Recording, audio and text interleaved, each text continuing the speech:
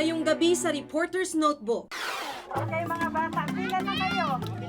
Bilan na kayo ng maayos. Programang supplemental feeding program ng pamahalaan. Sagot sa kumakalam na sikmura o pantawid gutom lang. Ilan yung mga hindi nabigyan? Ilan kayo? Madami? Oo, nagkulang. Yung mga tira-tira nila. Oo. Yan. Ilan ho? Ilan ang nyo? Ilang piraso? Tatlo. Mga testigong nagsiwalat ng mga umano'y dayaan noong eleksyon. Paano pinangangalagaan? Palipat-lipat, hindi na makapaghanap buhay. Sino yung nasa likod mo, maya-maya titigil, pati sa taas titingin, baka ganon ang buhay ko ngayon. Mga produktong made in Korea. Bagong banta sa negosyong Pinoy. I am not against investment na pumasok dito, hindi kaya ng Pilipino, but ang concern ko lang ay yung maliliit because it is affecting ng mga negosyo na kayang-kaya ng Pilipino. Personal naming inalam. Sinaliksik ang bawat anggulo. Bawat detalye kinumpleto. Ang lahat ng yan nakatala sa Reporter's Notebook. Made in China noon, made in Korea ngayon. Sa report ni Lala Roque, alamin kung banta sa mga maliliit na negosyanteng Pinoy ang paglago ng negosyong Koreano.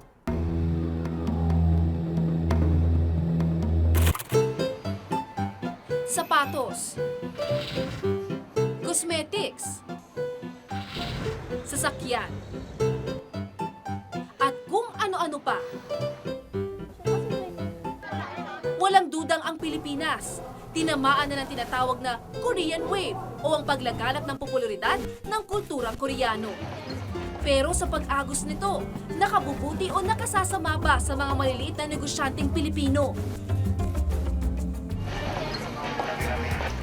Kilalang bagsakan ng mga murang produkto ang Divisoria. Kung nooy mga gamit na made in China ang nangunguna, ngayon, binabaha na rin ng mga produktong Koreano. Ano to, silver? Korean silver lang po siya. So, swak na swak sa budget. Yes. Yung local natin, mahal, hindi kaya ng budget. Dito, marami pang magagandang disenyo, tapos mura pa, kayang-kaya. Dito sa tindahan na to, puro made in Korea ang mga gamit. Mula sa bag, damit, sapatos, pati accessories. Pero hindi Koreano ang may-ari, kundi mga Pilipino.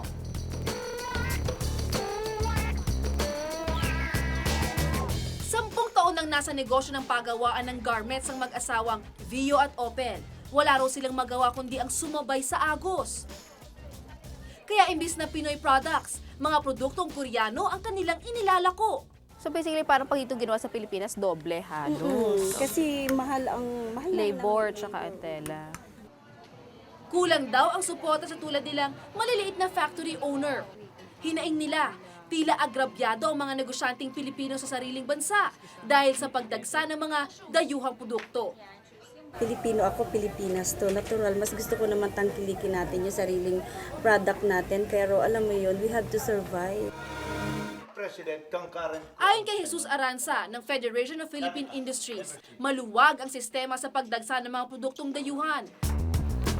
Marami sa mga produktong galing ibang bansa, kabilang ang Korea ang nakakalusot ng di napapatawan ng karampatang buwis. Ang balita ko, papasok dito may dala.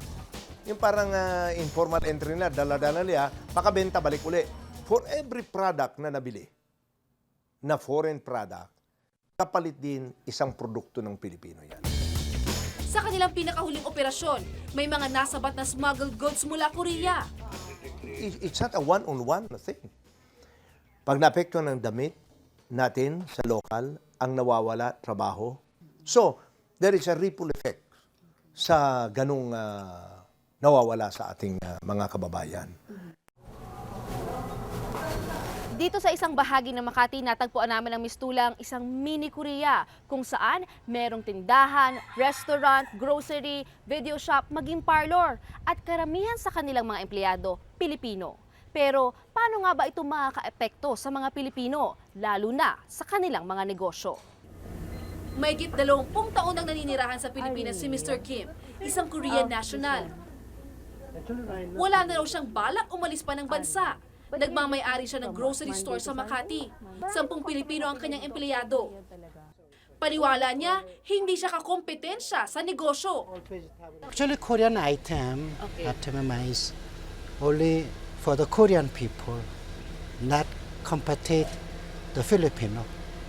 The other side, there is no those kind of item. Only Korean grocery. Ang mag-asawang Han naman, nagpapatakbo ng isang Korean restaurant. Wala na rin daw silang balak umalis pa ng Pilipinas, lalo pat nabigyan na sila ng retirement visa, kung saan maaari silang legal na magnegosyo sa bansa. How was the process? Is it easy? Is it hard? How did you get that? It's not very difficult. It's only 10-day processing. Yeah, before it's very difficult to get the visa, but now it's very easy. Patuloy ang paghikayat ng pagpasok ng negosyo mula sa mga Koreano ng Department of Trade and Industry. Mas malaki raw ang benepisyo rito ng mga Pilipino, lalo't kung di pa raw kaya ng mga Pinoy makipagsabayan sa negosyo.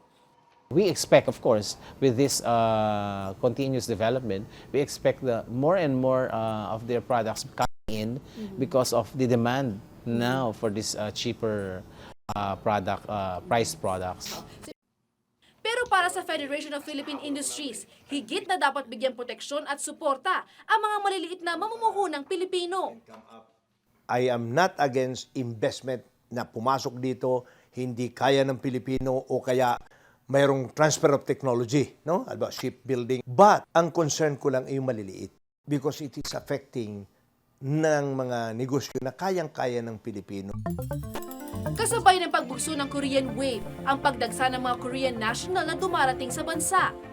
This migration of Koreans to the Philippines is prompted by prosperity because the middle class in Korea has now expanded. So it's easier for the middle class to send their families here to learn English and to travel. Taon-taon, dumarami ang bilang ng mga Koreanong dumarating sa Pilipinas. Noong nakaraang taon, lumampas na sa 250,000 ang bilang nila. Nauuna rin ang Korea sa pinakamaraming dayuhang nagpapa-extend ng visa sa Pilipinas. Sa tumataas nilang bilang, ang ilan sa kanila mga illegal o undocumented, pero nakakapagnegosyo pa rin sila ng malaya. Aminado ang Bureau of Immigration na sa dami ng mga dayuhang dumarating sa bansa, hirap silang matutukan ng husto ang pag-monitor ng mga overstaying o illegal na naninirahan dito. Ang immigration is composed only of less than 1,000 employees nationwide. So, i-divide mo yan sa islands natin, kahit lagyan natin tig sa 10 bawat isa, kukulangin na kami. So, ang concentration na lang namin is yung mga lugar na katulad nitong lalakaran namin ngayon, na kung saan sila ay nagtitipon-tipon at nagtatayo ng kanya-kanya mga hanap buhay. Sumama kami sa operasyon na isinagawa ng Bureau of Immigration sa Leverisa, Pasay noong Sabado. Dito, inisa-isa ang mga establishmento ng mga Koreano. Holding an EAP alien employment permit without 90 visa, meaning you are working without the proper immigration document. You own this before? Hindi ako. Siya, ikaw naghitig mo na outside. Documents, immigration. Passport. Yeah. Okay. We have to invite you to the office if you cannot show us your documents. Okay? Dito sa isinasagawang operasyon ng Bureau of Immigration sa Leverisa, Pasay, nadiskubring maraming mga negosyante Koreano na may maliliit na negosyo ang may questionable dokumento. Ito ngang tindahan nito ang may-aring Koreano ni walang mapakitang kahit anumang dokumento. Kaya ang dalawang Koreanong ito sa kulungan na idiniretso. Karamihan naman din sa ating mga nakalap na dokumento, nakita natin na yung kanilang mga maliliit na negosyo ay pinapangalan nila sa Pilipino na pwede rin silang managot sa anti-dumping law natin. Sa ilalim ng Retail Trade Liberalization Act, Ipinagbabawal ang direktang pagbebenta ng mga dayuhan ng anumang produkto kung walang kapital na mula $25 million hanggang $200 million o aabot ng bilyong-bilyong piso. Marahil walang problema sa pag-aasam ng pamahalaan na mang-engganyo ng mga dayuhan para sa pagpapaunlad ng ekonomiya. Pero marapat na maging kasabay nito ang masusing pagbabantay ng pamahalaan sa pagsunod ng mga dayuhan sa mga panuntunan, maging ang pagbibigay ng kasing sigasig na suporta sa maliliit na negosyong Pilipino. Ako si Lala Roque at ito ang nakatala sa aking Reporter's Notebook.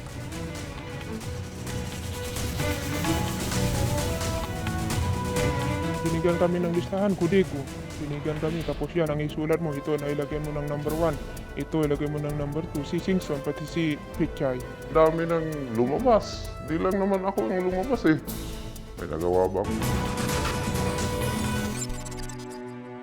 Naglakas loob sila para ibulgar ang umano'y naganap na dayaan nung nakaraang eleksyon. Pero ang naging kabayaran sa kanilang revelasyon, buhay at kaligtasan. Paano nga ba pinangangalagaan ng mga kinaukulan ang seguridad ng mga lumalantad na testigo?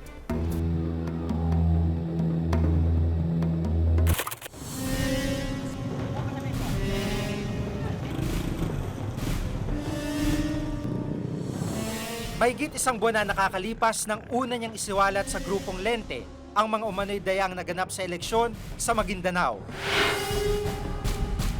Sa kanyang paglabas na unang inilathala sa mga pahayagan, ibinulgar niya mga sinasabing pandudoktor ng mga dokumento ng eleksyon sa probinsya. Sa harap ng nangyaring pagpatay at pagdukot sa ilang guro na nagsalita sa mga umano'y dayaan, lakas loob na humarap sa akin si Bay. Di niya tunay na pangalan. Sensya talaga ako sa lahat ng mga tao. Ako simula pala, ayoko na talaga yung ginagawa ko. Pero wala na tayong magagawa doon kasi napilitan tayo. Bakas ang takot ni Bay habang nagpapatuloy ang aking interview sa kanya, lalo na tuwing may dumidikit na mga sasakyan. Alis tayo. Alis tayo. Alis tayo. Alis na tayo, labas tayo. Malaki ang pangamba ni Bay para sa kanyang buhay. Isa rin daw kasi siya sa mga gurong nag-deliver ng 0 votes para kay FPJ noong 2004. At nitong katatapos na eleksyon ng Mayo, muli raw silang kinasangkapan.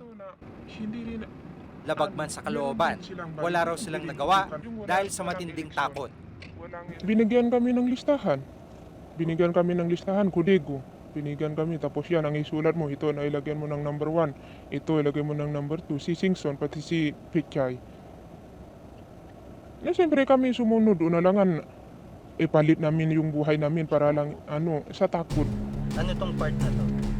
Maraming dokumentong ipinakita si Bay sa akin. Kabilang dito ang mga blankong Official Receipt of Election Returns, blankong Certificate of Votes, at ang kanyang appointment papers bilang miyembro ng Board of Election Inspectors sa kanyang presinto. Ang mga blankong dokumento ang siyang sinusulatan ng bilang ng mga boto at siyang kokopyahin sa mga ER. Tuwing matatapos ang eleksyon, dapat ay sinusolid din ang mga ito. Pero dahil diniretso na umano sa mga election returns ang bilang ng mga boto, hindi na ito nagamit. Ngayon, ito ang isa sa mga patunay ni Bay na hindi nagkaroon ng bilangan.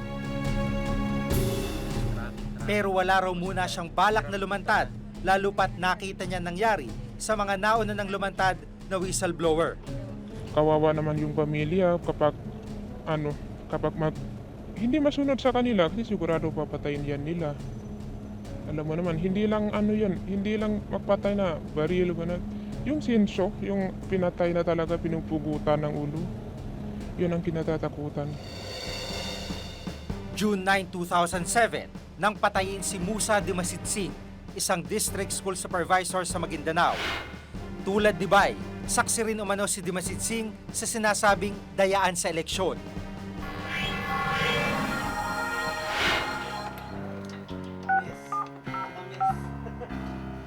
Inalam namin ang estado ng kaso ni Dimasitsing sa pulisya. Mga cartographic sketch ng suspect ang kanilang inilabas. Pero hanggang ngayon, hindi pa rin nahuhuli ang mga salarin sa nangyaring pagpatay. Ayon sa Lente, isang grupong nagbantay sa naganap na eleksyon, malaki ang epekto ng pagpatay kay Dimasit Singh at pananakot sa iba pang lumalabas na whistleblower. Yung mga guro, tinitin na rin nila. Meron bang gagawin ng COMELEC sa incident nung pagkamatay ni Dimasit Singh? Yung sa 2 guro na basta na lang nawala. Anong ginagawa ng COMELEC ngayon? Kung walang ginagawang COMELEC, bakit pa sila lalabas? Bakit pa nila ipapahamak yung sarili nila, pati na rin yung kanilang mga pamilya?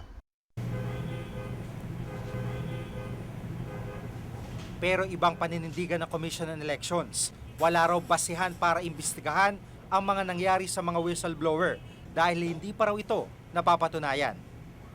Kahit na mga naging kapalit ng mga testimonyang ito, kapahamakan sa buhay ng mga lumantad na whistleblower.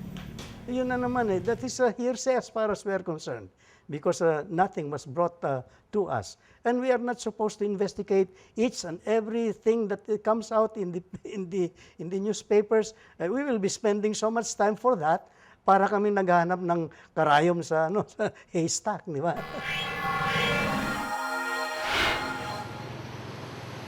Mistulang kriminal ang buhay ngayon ni Ruel. Wala raw ginawang krimen pero tila isa siya ngayong pugante dahil siya'y patago-tago. Abnormal. Palipat-lipat. Di na makapaghanap buhay. Sino yung katabi mo? Sino yung nasa harap mo? Sino yung nasa likod mo? Maya-maya titigil. Titingin sa likuran, baka may nakasunod. Pati sa taas, titingin, baka... Ganon ang buhay ko ngayon.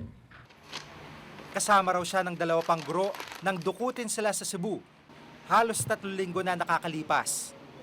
Papunta sila sa Maynila para tumistigo sa mga umano'y dayaan sa eleksyon nang mangyari ang pagdukot. May dumating din na 3 katao sa likuran namin kasi 6 sila lahat. Pinasakay na kami kaagad sa 2 sasakyan. 2 kasing sasakyan yung yung mga teachers doon sa isang sasakyan, ako naman hiniwalay. Pero ayon sa pulisya, hindi pa makumpirma ang naturang pagdukot. Mula noon, hindi na raw niya muling nakita ang 2 guro, pero naniniwala pa rin siyang buhay pa ang mga ito. Pinakawalan man daw siya matapos ang insidente, hindi naman natigil ang mga banta sa kanyang buhay. Hindi raw nila ako titigilan hanggat hindi ako malagyan ng cross sa ulo ko. Yan ang take sa akin. Ganun din ang sinabi sa akin nung tinawagan ako nila sa telepono. Nagsabi lang sila, alam raw nila kung nasaan ang anak ko.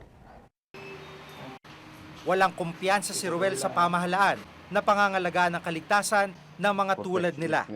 Pinoprotektahan nila. Ang dami nang lumabas. Hindi lang naman ako ang lumabas eh. Hindi lang naman sa Maguindanao. Kahit sa ibang lugar. Kahit sa bayan, meron na. May nagawa ba ang kumilig? Maaring ipasok sana sa Witness Protection Program ang mga tulad ni Ruel.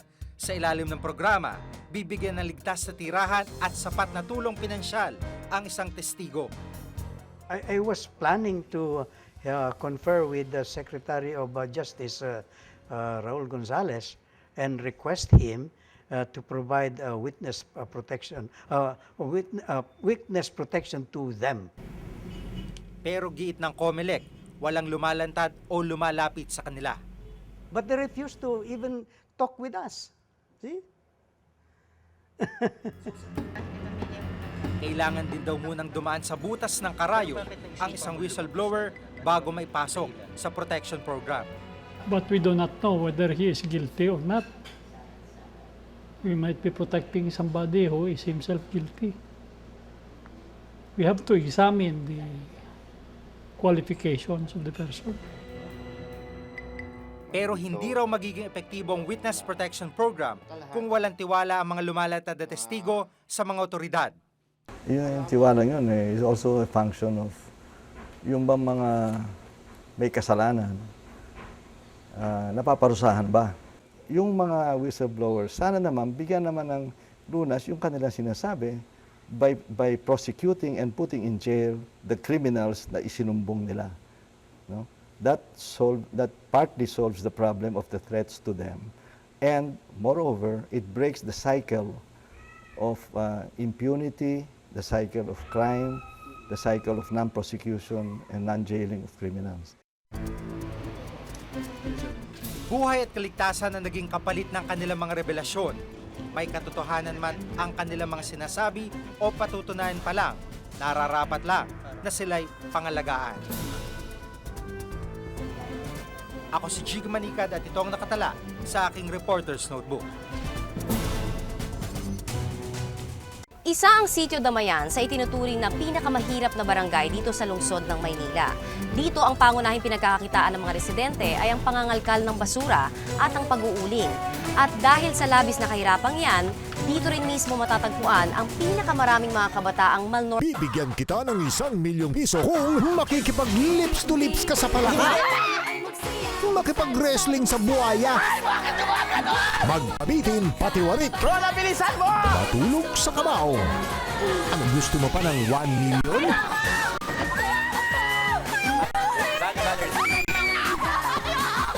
Katok na!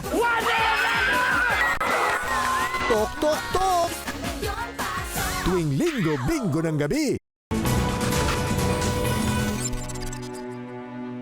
Bilyong piso ang inilaan para sa supplemental feeding program ng pamahalaan. Tiyak sa atin kung tamang sagot ito sa lumalalang problema o pantawid gutom lang sa kumakalam na sikmura ng maraming Pilipino.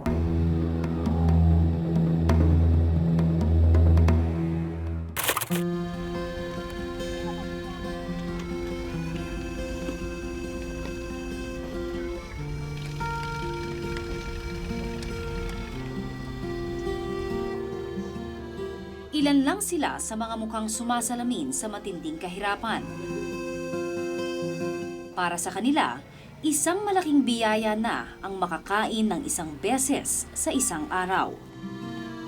Okay mga bata, pila na kayo. Pumila na kayo ng maayos at Maaga pa nang maabutan naming nakapila ang mga batang ito. Kanya-kanyang bitbit ng plato o kaya'y baso. Lahat nag-aabang sa isang sandok na lugaw na ipinamimigay. ibang nanay naman na maliliit ang anak, i-guide naman sa pila. Baka mabalik. Ano ho yung timpla niyan, Manong? Bali, bawang sibuyas lang po, tapos sasangkot yung kaling manok sa itlog. Nilalaw na pugo. May pugo. Saka manok po. Manok, hinimay-himay na manok. Sandok lang lahat, Mahigit 200 pamilya sa Sitio Damayan, Tondo, Maynila ang namumuhay sa matinding gutom at kakulangan sa nutrisyon. Dahil hindi pa naabot ng supplemental feeding program ng gobyerno ang lugar, tulong-tulong muna ang mga kalapit barangay sa mga residente ng Sitio Damayan. Ilan yung mga hindi nabigyan? Ilan kayo? Madami? Oo, nagkulang. Sa kasamaang palad, kinulang ang lugaw para sa mga nakapilang bata. Hindi lahat naambunan ng grasya. Titiisin na lang muna nilang muli ang gutom, tulad ng nakasanayan na nila. Sa Sitio Damayan ko nakilala si Aling Mercy. Magtatanghali na pero wala pa siyang isasaing. Yan, nagtitinda po yung asawa ko pag naghihintay lang kami ng uwi niya. Katulad ngayon, wala pa kami sinaing. Dahil inaano yung budget namin. Di siya magkanda-ugaga sa pagbabudget sa 20 pesos na panggasto sa maghapon. Pagbag o mga tira-tirang pagkain ang kadalasan nilang kinakain. Di alintana kung masama ito para sa kanilang kalusugan, mairaos lang ang matinding gutom sa araw-araw. Eh, bahala ng Diyos kung kami ang maswertihan. Diyos na lang nakakaalam. Parang halos lahat ng kabataan. Ang bunsong anak niyang si Rodmer, 3 taong gulang na pero wala pa halos 8 kilo ang timbang. Sugat-sugat ang balat at mukhang binubulati ang tiyan sa laki. Pero hindi ito mapagtutuunan ng pansin ni Aling Mercy dahil 6 pang anak ang kailangan niyang pakainin. Yung mga tira-tira nila. Oo. Yan. Ilan ho? Ilan ang pinapag, ano nyo? Ilang Isa, piraso? 2, 3. Isa ang Sitio Damayan sa itinuturing na pinakamahirap na barangay dito sa lungsod ng Maynila. Dito ang pangunahing pinagkakakitaan ng mga residente ay ang pangangalkal ng basura at ang pag-uuling. At dahil sa labis na kahirapang yan, dito rin mismo matatagpuan ang pinakamaraming mga kabataang malnourished o yung mga kulang sa timbang at sa nutrisyon. Sa maniwala kayo't sa hindi, 10 taong gulang na ang batang si Julius. Pero sa payat at liit niya, mapagkakamalan siyang 6 na taon lang. 16 na kilo ang kanyang timbang. Kulang na kulang para sa kanyang edad. Dapat sanay nasa 23 kilos na siya. Sa timbang niya ngayon, sa edad niya 10 taon, talagang lowest, saka maliit siya. Ang timbang niya 16 lang, karamihan ng tinitimbang namin sa 10 years old ay umaabot ng 20 pataas pa. Bukod kay Julius, marami sa mga batang naninirahan sa lugar na ito kulang din sa timbang. Kung may pagkain man sila, di pa rin daw sapat ito sa pagpuno sa nutrisyong kailangan ng kanilang murang katawan. 19% ng mga Pinoy o tinatayang 3.4 milyong pamilya ang nakaranas ng gutom sa nakalipas na 3 buwan ayon sa SWS survey. Kaya agad umaksyon ang pamahalaan. Kamakailan mahigit 6 na bilyong piso ang inilabas na pondo para sa Food for School program ngayong taon. Sa ilalim ng programang ito, mabibiyayaan ang mga batang mag-aaral ng 1 kilong bigas araw-araw. Ang mga nasa daycare center naman, bibigyan ng hot meals at gatas. Isa ang daycare center na ito sa Taguig sa mga nabiyayaan ng programa. Sa isang buong school year, pinapakain ng hot meals ang mga bata rito. Yun ang nasa General Appropriations Act. Ang Congress instructed us to provide milk and hot meals for the children. Yun ang goal namin, to provide 1/3 of the recommended daily allowance for calories dun sa mga bata. Madalas di nakakaubos ng binibigay na pagkain si Andre. Ikaw ay masaya kumalata! 6 na taon na siya, pero 16 na kilo lang ang timbang. Madalas matamlay daw ito sa klase. Ibang mga classmate niya, nagtatayuan, naglalaro ng mga toys. Bukod tanging siya lang yung talagang kung saan nakaupo, doon lang siya talaga, hindi siya tumatayo talaga. Sakitin si Andre ayon sa ina. Matagal na siyang pinayuhang bigyan ng vitamins ang anak, pero hindi raw kayang tustusan ito ni Aling Marilyn. Siyempre, bilan ng vitamins, siya lang talaga yung pagtutuunan namin ng para manumang ba yung katawan niya, kaso talaga wala. Halos 3 taon nang ipinapatupad ang supplemental feeding program ng gobyerno, pero hindi lahat naaabot ng programang ito. Limitado lang din ang panahon ng pagpapatupad sa proyektong ito. It's planned to be all year round. Pero of course, ang funding kasi natin ay calendar year. So hanggang December lang talaga yung budget. Hindi sapat ang programang ito sa pagtugon sa lumalalang pagkagutom ng ilang mga Pilipino. Ayon sa isang eksperto, mababa ang supplementary feeding kung hindi mo talaga, hindi sincero, na dudugtungan ito na magkaroon ng mga trabaho ang mga tao. Kasi yun na yung magsusustain eh. Hindi rin daw sapat ang mga pagkaing ipinamimigay. Hindi naman sapat yun kasi minsan kung bigas yung iuuwi, i-share pa yun sa pamilya niya. Diba? So hindi lang naman talaga siya yung kakain. Aminado naman dito ang gobyerno. Hindi naman daw ito pangmatagalang solusyon sa problema sa gutom at malnutrisyon. Dahil hindi naman pwede na taon-taon for the next 20 or 30 years ay bibigyan natin sila ng feeding program. Hindi. This is a temporary solution habang ang socio-economic condition natin ay nag-i-improve, umuunlad. Planong pangmatagalan at totoong solusyon ang kailangan daw sa problema. Kung long term ang hinahanap natin, bigyan talaga ng trabaho yung mga tao. At Yung sweldo nila sa trabaho na to dapat yung nakabubuhay.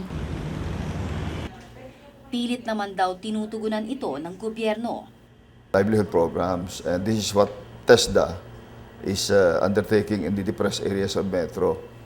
And on that aspect, we have already trained a lot of people. TESDA has, in last year's training program, has trained almost 1 million people. Pilit naman daw tinutugunan ito ng gobyerno. Bilyong-bilyong piso ang inilaan para sa feeding program para ngayong school year. Mahigit 5 bilyong piso sa DepEd, mahigit 1 bilyong piso naman sa DSWD. Pero sa tinagal na raw ng mga ganitong proyekto, tila hindi pa rin nararamdaman ang epekto. Sa statistics, lumalabas pa rin na marami pa rin ang unemployed o dumadami. Hindi lang marami, kundi dumadaming unemployed. Bakit ang gutom? Bakit tumataas pa rin yung tantos o yung rate ng nagugutom? Tila tumitindi ang problema sa gutom at malnutrisyon ng milyong-milyong Pilipino. Sa lalong madaling panahon, makitaan sana ng konkreto at tamang kasagutan ng pamahalaan ang problemang ito. Para hindi lang pantawid gutom ang gawing solusyon sa kumakalam na sikmura ng mga Pilipino. Ako si Connie Season at ito ang nakatala sa aking Reporter's Notebook.